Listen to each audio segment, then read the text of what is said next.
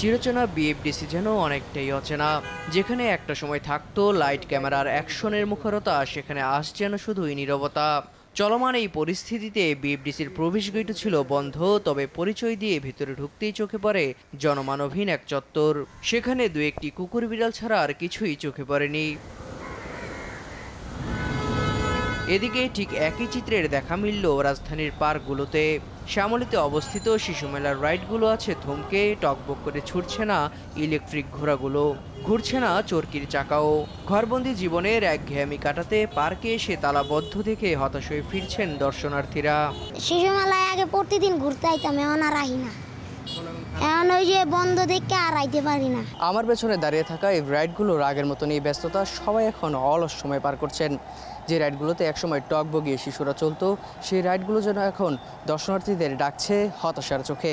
দর্শনার্থীরা যখন হতাশ হয়ে ফিরছেন, তখন দেখভালের দায়িত্বে থাকা কর্মীরা পার করছেন অলস সময়। মেলাটা খোলা থাকলে তখন আমাদের মনে করেন সময়টা ভালো কাটতো, লোকজন আইতো, মনে করেন ভালোই লাগে এনজয় করলে। এই শিশু মেলা আপনারা খুলে দেওয়ার জন্য আগে অনুরোধ জানাই সরকারের কাছে, যাতে এভাবে আর বন্ধ থাকতে না হয়। শিশু মেলার মতো একই চিত্র রাজধানীর ধানমন্ডি ৩২ অবস্থিত শহীদ শেখ রাসেল শিশু পার্কেরও। সেখানেও নেই শিশুদের বিচরণ, বন্ধ পড়ে আছে রাইডগুলো। এই চিত্র সিনেমা হলগুলোতেও, সেখানেও ঝুলছে তালা, নেই সিনেমা প্রেমীদের আনাগোনা। যে মধুমিতায় টিকিটের জন্য চলতো হাহাকার, সেই মধুমিতা এখন জনশূন্য। আর এই শূন্যতায় বেশ হতাশ মধুমিতার সঙ্গে দীর্ঘদিন ধরে জড়িয়ে থাকা কর্মী ও দোকানিরা। হল তাড়াতাড়ি গেল, রাস্তাঘাট যদি চালু না হয় তাহলে লোক আসবে করতে। এই অবস্থা থাকলে আমাদের অনেক ক্ষতি হইতেছে, আমাদের ইনকাম বন্ধ। যদি আগের মতন চালু করে তাহলে আমাদের খুব ভালো হইতে আছে।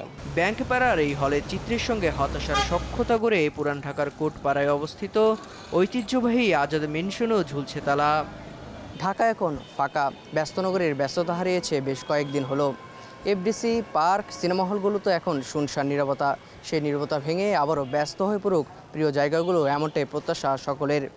দেবরায় দীপ্ত, দেশ টিভি।